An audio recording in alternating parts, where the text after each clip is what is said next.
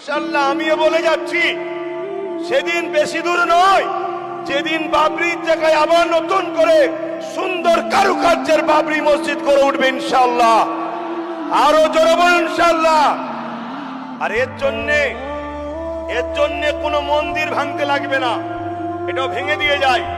কেন কিছু দালাল গদি মিডিয়া আছে, কালকে কেটে হই হই করতে পারে। এর জন্য কোনো মন্দির ভাঙতে লাগবে না।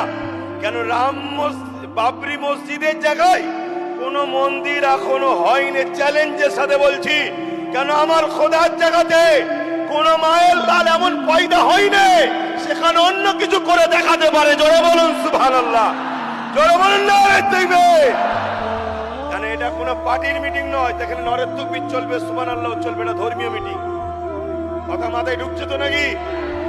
এখানে আমাদের হোমকে প্রায় ভাঙিয়ে দিতে যাচ্ছে কেন্দ্র সরকার।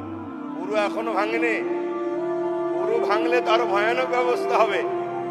তার শুরু 6 ডিসেম্বর থেকে। আগামী দিন দরকার হয় ব্রিগেড, না হয় শহীদ মিনার, যেটা হোক। প্রস্তুত তো নাকি?